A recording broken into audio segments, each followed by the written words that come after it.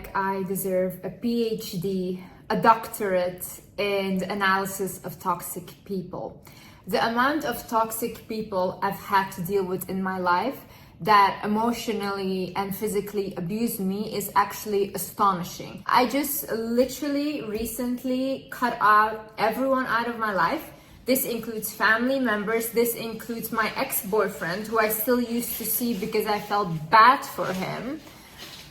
And I just realized that these people have been emotionally abusing me. So because I had an abusive childhood, it's very hard for me to comprehend when someone is emotionally abusing me. So for me, it's almost like you have to actually physically hit me in order for me to understand that what you're doing is wrong. But I just had to take a step back and I had to look at all the actions of the people around me to formulate and to really think like, wait a minute, you're not treating me well, or what I'm giving you and what I'm receiving is not equal. Hi guys, my name is Liz and welcome back to my channel. Okay, let's get into it. One of the first signs of a toxic person is you will never feel like you know this person. So I had this with people in my life. I would constantly be very honest about my experiences. I would share everything about myself personally, but I had noticed that these people don't really share anything about themselves and they just always hold back or they just let me talk, you know? And it's not that I want to talk, even if I'm like, oh, tell me about you, say something. They wouldn't, or it would be very minimal information, and if it was never about them. The reason why these people never really reveal anything about themselves is, first of all, they have major trust issues because these people are not to be trusted themselves. And second of all, they don't want you to catch on to them. They don't want you to catch on to their manipulation or their lies or whatever they're doing that's deceitful. So how do they do that? By minimizing their talking. If you really start to listen to these people, or if you really start to ask the questions, you will start to notice a lot of inconsistencies in their stories. You will start to notice that, hey, wait a minute, like you're lying. Or, hey, wait a minute, this is how you really feel about me. Because when they do speak, they will reveal themselves. And this is why they're holding back on revealing anything. Another thing is everything is about them, okay? For example, with my ex, the biggest issue in our relationship was the fact that he wanted to always isolate me, okay? So whenever I would go out with a friend or I would make a friend and I would go out to a restaurant, I would get maybe 15 calls, 20 messages about how I could do this to him. How I could go out to a restaurant and enjoy my life because somehow that was not nice to him. Where does this come from? So he had a very low sense of self-worth, okay? And he thought, okay, she looks good. She's an attractive woman. If she goes out, she might find someone else or someone else might actually like her. So because of that fear in him, he wouldn't like when I go out. He wouldn't like that I'm even out with friends or whatever, because in his head, it was immediately like, she's gonna leave me, okay? But anything I did, whether it was go out, let's say to play tennis with my friends, whether it's go out to do this, no. How could I do that to him? Whilst he's sitting at home with my cats and he's such a good guy, I am literally hurting him so much by leaving my house. This is very emotionally abusive because after a while, I started getting tired of arguing with him about this and I just started listening to him. So I started stop seeing friends. I literally had no friends anymore and I just hanged out with him all day, every single time. But what ended up happening is I became so depressed because why am I isolating with you? Do I literally have anxiety now when I talk to other people? Like my self-confidence became so low because I was just not allowed to be around other people. This is a thing that I've noticed with everyone around me, family, everyone. They always try to isolate me. Why is this? Because you can control an isolated person. You can control someone that is on their own. When they are not communicating with other people or whatever, then they have all the power over you because this is the only person you constantly see. Another sign is they care more about how they look to others than how they really are. So this is the telltale sign of a toxic person, okay? They just care about how other people view them because they want to look good in front of others. They want to be admired, they want to be seen as powerful and whatever. But behind closed doors, these people will be one of the worst people you ever encounter. So whenever you are dealing with such person, for example, me with like my ex, let's say, or like my family members, whenever they did something to me and I would go tell my friends like, hey, I'm dealing with this, whatever, they would get angry at me that I told my friends. Because this, in their head, I am damaging their reputation with my friends. But they're not looking at the fact that they're abusing me and I need someone to talk to. No, for them, like I said, everything is about them. It's an attack towards them. The fact that I'm ranting about my abuse is you attacking their reputation and not you shouldn't be abusing me. And the same way, if you go talk to other people or if you go vent about your abuse, obviously other people will put sense in your brain. And this is what a toxic person doesn't want. They don't want you to talk to your friends or anyone else or tell them this, because then they cannot manipulate you. Because another person who is looking into your situation will tell you this is not normal. They will tell me, hey Liz, you're getting emotionally abused. And when you realize that, you might leave the toxic person. So they don't want that. What they want is to only have you and control you and your mind. Another sign of a toxic person is you do not like who you become around them.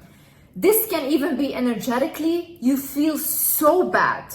You feel drained around this person. You will even start to become uglier. I'm telling you this. If you are dating the wrong person, this can actually affect your physical appearance. This is very logical and also very spiritual. The logical version is your cortisol goes up. When your stress level are higher, you don't sleep well, you will get acne, you will probably be more bloated, puffy, your hair will start to fall out, and that's why you look worse.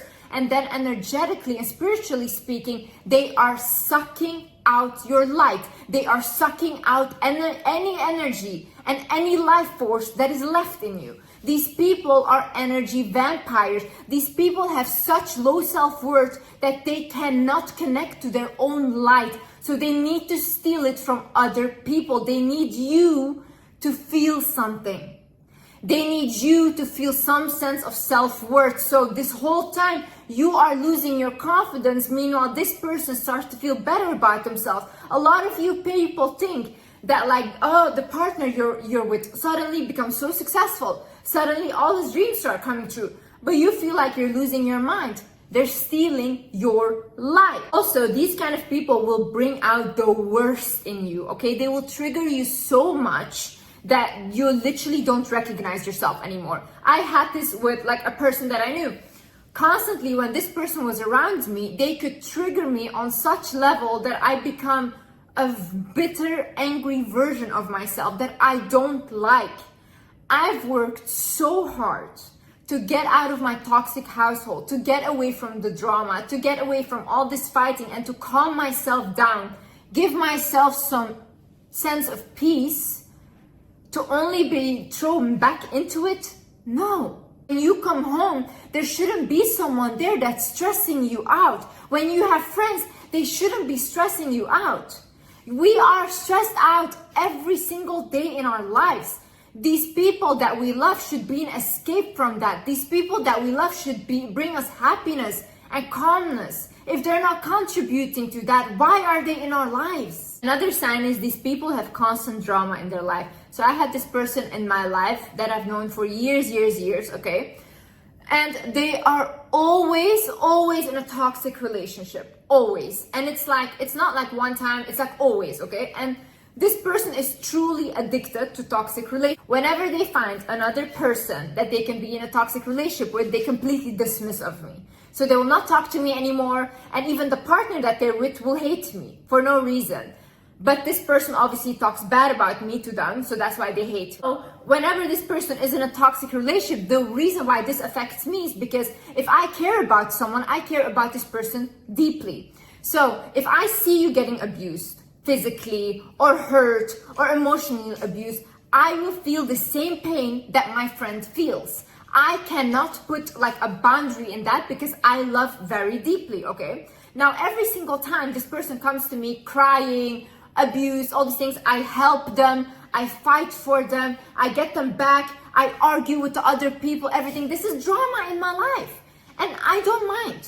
I don't mind one time. I don't mind 2 times. I don't mind 3 times. But damn, like 4 times, leave me alone.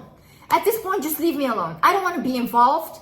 And I don't want you in my life because your drama translates into my life. Sometimes you have to let these people figure it out on their own. I saw a quote that said like, when you are trying to help someone, make sure that you are not coming in between their karmic lessons. I truly believe that this person in my life has a lot of karmic lessons that they need to learn. But because I constantly come in between it and try to save this person, I take over the karma that this person was meant to have. Because this person is never learning their lesson. This person knows no matter how many toxic relationships I keep going into, Liz will always save me. So I always have a backup plan. But if you just go back and say like, you know what, be in your drama, have your fights on your own, you will see that this person will actually start to change. People need to learn their lessons on their own. And my lesson here is that I am not meant to save these people. I can barely save myself. Day in, day out, I have to think about myself. Why am I taking on all these other people's problems as well? It's not mine to carry, and neither is it yours. Another thing is they will only apologize with words. So they will constantly tell you, oh, I'm so sorry, I will never do it again. Yet their actions will show that they will do it again, okay? This is just plain manipulation. Manipulation. I am so firm on this. I will never ever in my life believe anyone on their words again. Truly, I've never in my life ever gotten a good outcome from believing someone on their words. You always have to look at their actions. They can tell you they love you. They can tell you're the best thing on earth. But if their actions do not match their words, they're lying to you. Plain and simple, okay? A lot of you guys are out here, oh, I wonder if he loves me. If he loved you or if she loved you, you would know. You wouldn't have to question that. Words mean nothing if the action is not backing it up. Stop making excuses for people. Stop thinking in your head like, oh no, maybe this happened. Oh no, maybe this was different. How are you when you love someone? How are you when you care about someone? Really think about this. How am I? I will not even speak. I will show you. You will never have to question whether I love you or not, because all of my actions will show. If you are like this as well, then why do you even consider people's words but not their actions? Another sign of a toxic person is they are very dismissive of your feelings. So whenever I would bring something up that someone had done to me, like for example to my family or whatever, and I would say that, hey, listen, like I don't like that they did this or whatever. They said, oh, let's get over it. Oh, Liz, it doesn't matter, whatever. Oh, you'll figure it out. And I get why they say that, because I'm always the strong person. I'm always the person that has always figured it out. But that doesn't mean that I don't have feelings. That doesn't mean that when someone does something to me, that doesn't hurt me. Of course it does. Just because I built this strong adult, I'm still hurt by things. I'm still a human being. I have feelings. But somehow, just because you are so good at always keeping it together for yourself and for other people, people start to think that you're like a robot, and I'm not. But whenever I bring it up, it's like, oh, whatever. And it's like, no, it's not whatever. Because if I did the same thing that you did to me, to you, this conversation wouldn't even happen and no one would ever talk to me. If I had done like 1% back of what these people did to me, they would have cut me off years ago. Always when I talk to these people, they would bring up to me like, oh yeah, but Liz, you're just holding on to resentment of things that I did years ago, blah, blah. And it's like, no, I'm not holding on to resentment. I just saw who you were. And right now, this situation is repeating itself. So you're just confirming when years ago, I already saw who you were and I didn't want to believe it. So it's not resentment, it's a confirmation.